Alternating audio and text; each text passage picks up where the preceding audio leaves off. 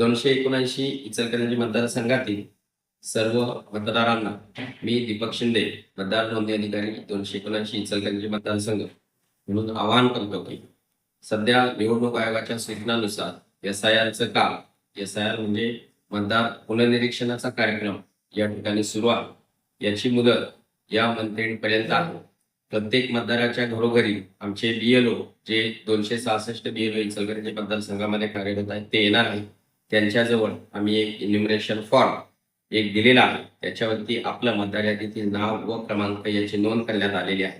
तो फॉर्म वरती आपला आताचा चालूचा फोटो मतदाराला देण्याचा आहे व 2002च्या मतदार यादीतील ज्यांचं आपल्या कुटुंबातील व्यक्तीचं नाव असेल तर त्याच्या नावाचा तपशील मतदार यादीतील क्रमांक तो देखील भरून द्यायचा आहे।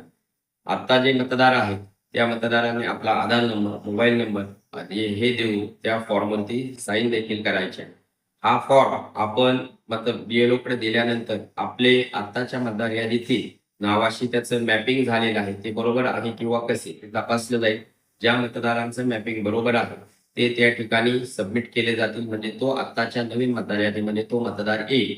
परंतु जे मतदार आपल्या भागामध्ये अनुपस्थित असतील, BLOंना ते भेटणार नाही किंवा त्या भागातून स्थलांतरित होऊन गेलेले असतील, मयत असतील, त्या मतदारांची नावं या मतदार यादीमधून वगळण्यात येणार आहे।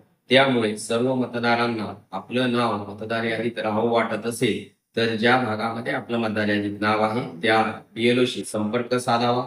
आपण त्या ठिकाणी मतदार यादीचा जो F फॉर्म आहे त्याच्यावरती सर्व माहितीसह तो भरून द्यावा, म्हणजे आपलं चालू मतदार यादीमध्ये नाव राहील।